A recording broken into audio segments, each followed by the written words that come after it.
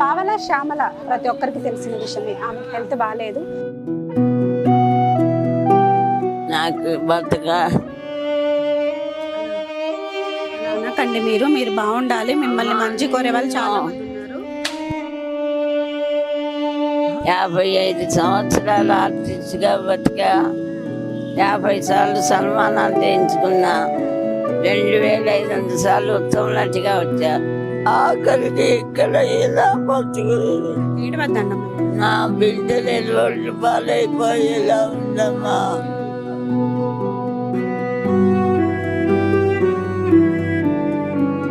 చాలా మంది మోసం చేశారు.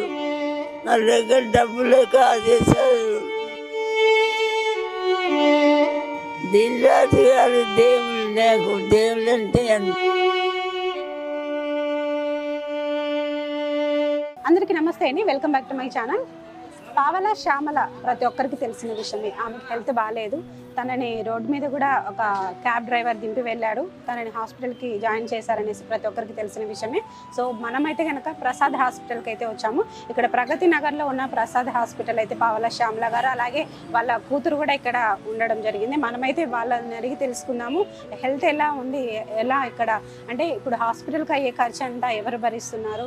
సో మనకి ఇండస్ట్రీ నుంచి హెల్ప్ చేస్తున్నారని తెలుస్తుంది. దిల్రాజు కావచ్చు, అసలు వాళ్ళ ఆఫీస్ నుంచి కూడా వాళ్ళకి చాలా సహాయం అనేది అందుతుందని తెలుస్తుంది. సో ఇంకా మనం లోపలికి వెళ్ళి ఆమెతో మాట్లాడదాం. అది కాక ఈరోజు డిశ్చార్జ్ అవుతున్నారని మనకు తెలుస్తుంది. సో మనమైతే లోపలికి వెళ్ళి ఆమె హెల్త్ ఎలా ఉంది, అలాగే ఆమె ముందు ఇంకా ఎలా ఉండబోతోంది, ఇవన్నీ మనమైతే అడిగి తెలుసుకునే ప్రయత్నం అయితే చేద్దాము. ఎందుకంటే 300 సినిమాలకు పైగా నటించిన ఈ మనం అందరం కలిసి హెల్ప్ చేద్దాము. అలాగే మనం లోపలికి వెళ్ళి ఆమెతో మాట్లాడే ప్రయత్నం అయితే చేద్దాము. నాతో పాటు మీరు కూడా లోపలికి. నమస్తే అమ్మా. నమస్తే అమ్మా. ఎలా ఉందమ్మా హెల్త్? చాలా కిటికలుగా ఉందమ్మా. తగ్గుతుందని ఆశ ఇక్కడికి వచ్చాను. కాపాడుతాలని ఆశ వచ్చాను. అదృష్టం నాకు బతక. అలా అనకండి, మీరు బాగుండాలి. మిమ్మల్ని మంచి కోరే వాళ్ళు చాలా మంది ఉన్నారు. 55 సంవత్సరాలు ఆర్టిస్ట్గా బతికా. 50 సార్లు సన్మానాలు చేయించుకున్నా. 2500 సార్లు ఉత్తమ నటిగా వచ్చా. ఆఖరికి ఇక్కడ ఇలా బతుకులేదు. నా బిడ్డలు రోజులు బాలైపోయేలా ఉందమ్మా. ఎవరు నాకు సాయం ఖచ్చితంగా సహాయం చేస్తారమ్మా. మా ఛానల్ ద్వారా కూడా చేస్తాం.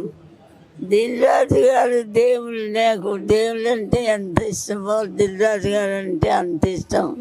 మీకు దిల్రాజు గారు కూడా హెల్ప్ చేసినారు కదా. ఇప్పుడు ఇదివరకు నాకు కలవలేదు. ఆయన్ని కలవలేక ఇన్ని కష్టాలు పడ్డా. ఆయన వస్తాడు, కలుస్తారు, బిజీగా ఉంటారు కాబట్టి. దిల్రాజు గారి దృష్టికి వెళ్ళాను కాబట్టి బతుకుతా. నా బిడ్డలు బతికిస్తారు. రాస్తూ ఉన్నారు.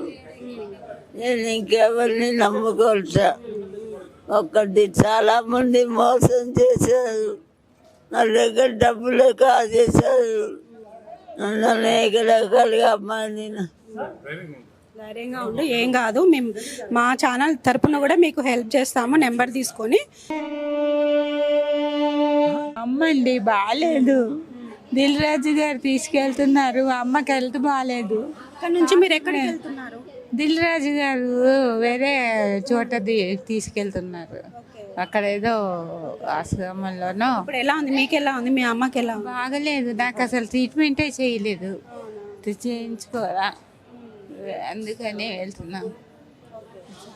సో చూసారు కదండి, మనల్ని ఎంతగానో అలరించిన పావల శ్యామల గారు అయితే కనుక ఈరోజు డిశ్చార్జ్ అవుతున్నారు ప్రసాద్ హాస్పిటల్ నుంచి. అలాగే తనకి హెల్ప్ చేయాలని కూడా చాలా వీళ్ళైతే కనుక అడుగుతున్నారు. అలాగే దిల్రాజు గారు కూడా చాలా హెల్ప్ చేశారని కూడా చెప్తున్నారు. సో ఇక్కడ నుంచి వాళ్ళైతే కనుక ఒక ఫౌండేషన్కి అనేది వెళ్తున్నారు.